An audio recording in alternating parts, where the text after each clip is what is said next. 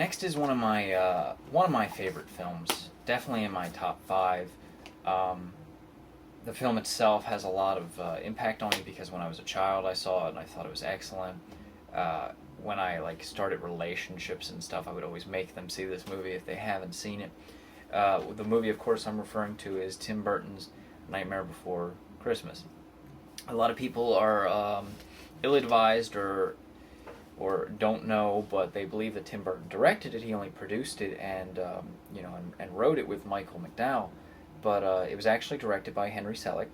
Many of you might know Henry Selick from directing James and the Giant Peach, the upcoming Coraline. Um, but overall, this film was, it's not really animation, more so claymation. I believe it took them like 2 or 3 years to make. It took entire production teams. Um, Danny Elfman does the composing on it, as well as he wrote the lyrics and sang the part of Jack Skellington. Chris Sarandon actually voiced Jack Skellington, but of course Danny Elfman did the singing parts. Catherine O'Hara is also a voice. Greg Proops, he was in a lot of Comedy Central shows. And Paul Rubens, Pee-wee, did the voice of Locke, which a lot of people don't know. This film I actually own on, regular DVD, because when it came out I had to buy it, and I actually own it on Blu-ray DVD. The film itself I'm going to give a 5. 5 out of 5 burgles, because, I mean, what can I say? It's an excellent film. I watch it every year around Christmas or Halloween, and with the upcoming, well, not the upcoming, but the recent, every year they've decided to put it into theaters as a 3D event. They put it in 3D IMAX. The film itself doesn't jump out at you, but it enriches the environments with, if you've heard my reviews on like My Bloody Valentine and stuff, I think more films should be like that because, it gets the audience more in touch with the film itself. So the DVD, the regular DVD, I'll give about a 4. I mean, it's got some makings of, some audio commentaries. It has Frankenweenie and Vincent, which was Tim Burton's first films. But the Blu-ray is definitely 5 out of 5. The picture's amazing. Even more special features, behind the scenes makings of a new audio commentary by Tim Burton and Henry Selick and all. So this, I'm not even gonna say you should check it out. If you haven't seen it already, buy it. Go buy it. Excellent film. And if you have Blu-ray, buy it. Excellent film. Definitely takes full advantage of the 1080p. Now, when people ask me what my favorite horror film is, it's really tough to decide. It's always tough to decide what your favorite films are. But one that always comes to mind, of course, is Nightmare on Elm Street, which was directed in 1984 by Wes Craven, written by Wes Craven. Stars John Saxon, Heather Langenkamp, Johnny Depp's first appearance on film, Amanda Weiss, and of course Robert Englund, who, was in films before that, but that really was the thing that he got, iconicized or idolized for. The writing behind this film is amazing. Wes Craven really took what I, as a writer, hold true and put it to action, and that's, he took what scared him and he made a movie out of it. Not like this crap of, let's copy another movie. He made something original, and he took multiple elements. He took an article from a kid that said told his parents that if he was going to go to sleep, he was going to die. Parents didn't believe him. He stayed up for weeks. Parents, drugged him with sleeping pills. Next day, he didn't wake up. Died in his sleep. And then Wes Craven put a face to it. Took an old, image of him looking out a window and seeing a creepy guy walking down the alley in a fedora. So I think this film scared me when I was younger. Not a lot of films do that. I mean, it doesn't scare me anymore because I've seen it to death. But definitely this film's recommended. Now, of course, I'm a big Freddy fan. Freddy Krueger. I love the character himself. This is like one of my pride and joys. I bought it when the series first came out. This is Nightmare on Elm Street, Nightmare on Elm Street 2, Freddy's Revenge, Nightmare on Elm Street 3, Dream Warriors, 4, The Dream Child, 5, The Dream Master, 6, Freddy's Dead, and then 7, of course, which is Wes Craven's New Nightmare, and it's got a bonus disc of the encyclopedia. Now, the set itself is nice for DVD. It's going to be a real shame when I have to upgrade it for Blu-ray, if they ever do bring it out. Hopefully it won't take up as much space. But I thought the box was amazing. Like, each side, it had great artwork on it. The actual DVD boxes themselves had the original cover art, you know, that 1980s cover art. The Freddy's Dead disc comes with 3D glasses that I thought were pretty cool. Of course, the 3D is nowhere near the standards of 3D nowadays because it's that, you know, that classic red and blue 3D.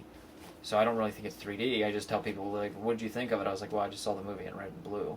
And of course, Freddy's Dead, only the end of it is in 3D. But the new disc I had to buy, I got this for a gift. Thank you, Pat. But I saw this in theaters. They re-released it, digitally remastered in theaters for a limited time. I had to drive all the way up to Pennsylvania to see it. It was amazing. The quality of it was amazing. The disc itself is pretty cool.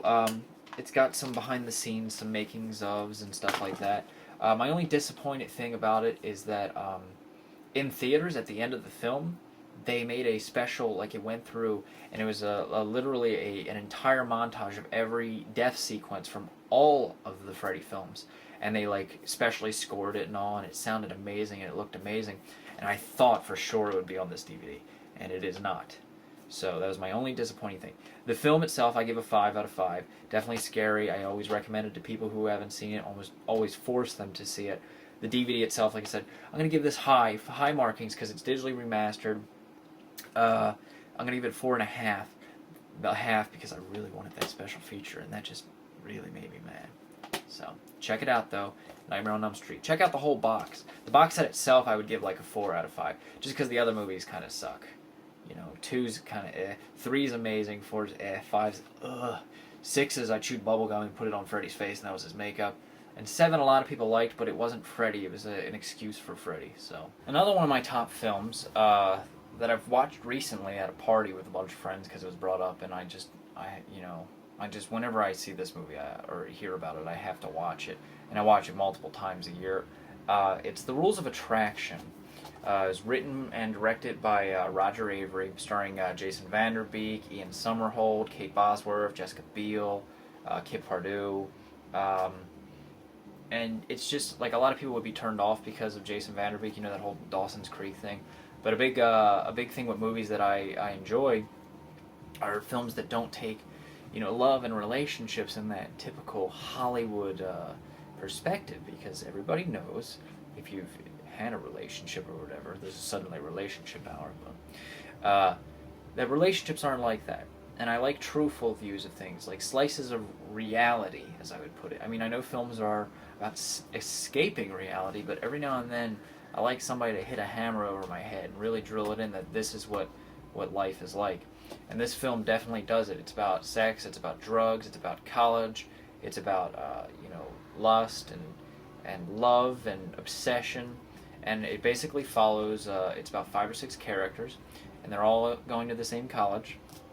And it's like I would say a love triangle, but it's even more than a triangle. Everybody has some kind of feeling for somebody, and as you can see by the menu, like it's a pretty unique thing. Like the soundtrack of this film really makes it. It's an array of 70s, 80s, and 90s songs. The cinematography in it is outstanding. Performances are outstanding, but particularly the intro starts at the end of the film, which some movies have done recently, and it's unique. It's definitely unique. The introductions of the characters, it does a lot of voiceover narrative, which I always enjoy. So yeah, that being said, I give the film itself 5 burgles. The DVD I give 4. I think it's entertaining because on the DVD, I mean, it has anatomy of a scene. It shows one of the best shot scenes I've seen in a while, and how they actually achieved it with an automatic camera system. But as well as commentary and making ofs and stuff. But it has an audio commentary by none other than Carrot Top.